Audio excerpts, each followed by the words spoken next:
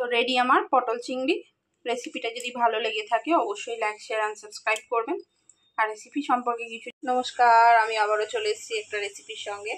আজ করব পটল চিংড়ি। পটল চিংড়ি করার জন্য এখানে পটল আলু আমি কেটে নিয়েছি। এখানে আছে টমেটো কুচানো আর পেঁয়াজ কুচানো, আর আছে এখানে চিংড়ি মাছ নুন হলুদ দিয়ে, যেটা আমি মাখবো। তো নুন হলুদ দিয়ে মাখার আগে এই যে পেঁয়াজ টমেটোটা একটা আমি পেস্ট তৈরি করে নেব। পেঁয়াজ টমেটো দিয়ে একটা পেস্ট তৈরি করে নিলে ব্যাপারটা গ্রেভিটা খুব সুন্দর হবে, সেই জন্যই পেস্ট করা।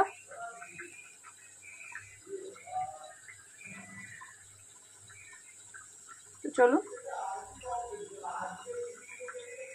এখানে তেল গরম হয়ে গিয়েছে, আমি পটলগুলো আগে ভেজে নেব।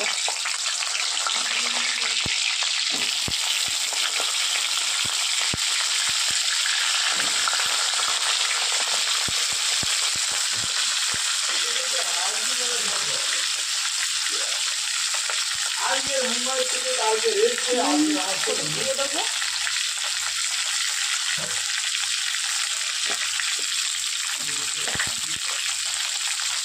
নুন হলুদ দিয়ে পটলগুলো খুব ভালো করে আমি ভেজে নেব। আমি পটলগুলো ভেজে নিয়ে আর এর মধ্যে পেঁয়াজ আর টমেটোর মধ্যে দিয়ে দেবো একটুখানি চাল মগজ। তো চলুন এটা পেস্ট একটা করে নিয়ে আর আসছি।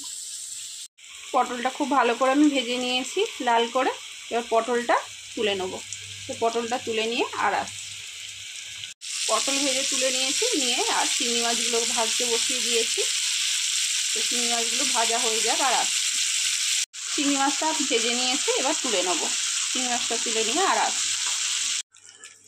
চিংড়ি মাছ ভেজে তুলে নিয়েছি, এবার দিয়ে দেবো শুকনো লঙ্কা, তেজপাতা,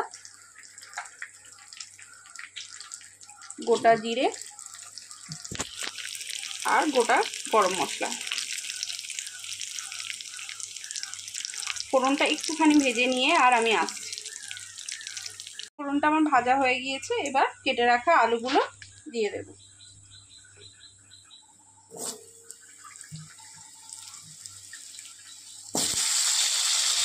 তো চলুন আলুগুলো দিয়ে নিয়ে আর আসছি। আলু দিয়ে দিয়েছি, এবার পরিমাণ মতো নুন দেবো।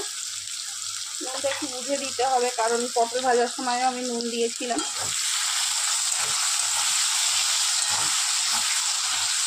তো চলুন আলুগুলো লাল করে ভেজে নিয়ে আর আসছি। আলুটা লাল করে ভাজা হয়ে গিয়েছে, এবার দিয়ে দেবো আদা রসুন বাটা।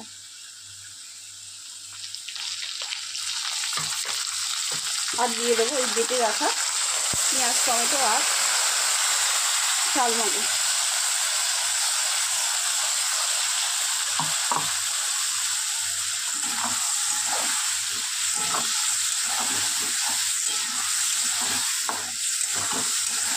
এবার এটা পেঁয়াজ রসুনের কাঁচা গন্ধটা চলে গেলে আর আসছি। পেঁয়াজ রসুনটা ভাজা হয়ে গিয়েছে, এবার দিয়ে দেবো লঙ্কা গুঁড়ো, হলুদ গুঁড়ো, জিরে ধনে গুঁড়ো, সামান্য একটু জল দিয়ে দেবো। দিয়ে আবারও তেল ছেড়ে যাওয়া অবধি কষিয়ে নেব। তো তেল ছেড়ে যাওয়া অবধি কষিয়ে নিয়ে আর মশলা থেকে খুব সুন্দর করে তেল ছেড়ে গিয়েছে, এবার দিয়ে দেব ভিজে রাখা পটল আর চিংড়ি মাছ।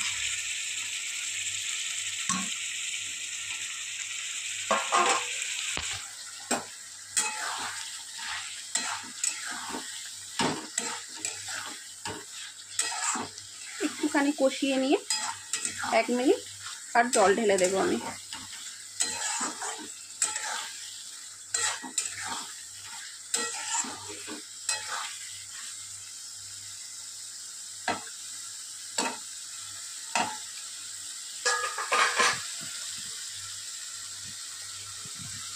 একটুখানি কষিয়ে নিয়ে আর খুব ভালো করে মশলা তেল ছেড়ে গিয়েছে, এবার দিয়ে দেবো পরিমাণ মতো জল।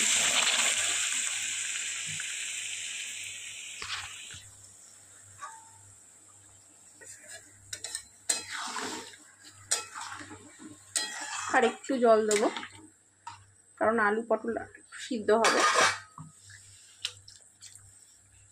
ব্যাস, এবার একেবারে পটল আর আলু সিদ্ধ হয়ে গেলে আর আসছে।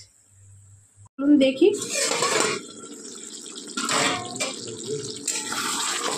একদম রেডি আমার পটল চিংড়ি। এবার একটুখানি ঘি দেব।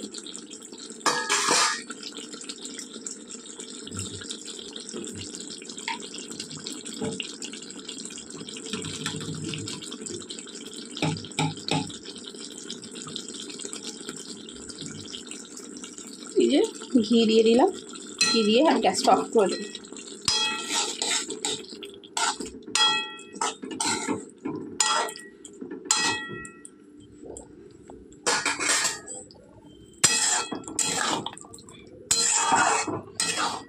তো চলুন এবার নামিয়ে নিয়ে আর আসছি। তো রেডি আমার পটল চিংড়ি। রেসিপিটা যদি ভালো লেগে থাকে অবশ্যই লাইক শেয়ার অ্যান্ড সাবস্ক্রাইব করবেন। আর রেসিপি সম্পর্কে কিছু জানার থাকলে অবশ্যই কমেন্ট করবেন, আমি তার রিপ্লাই দেবো।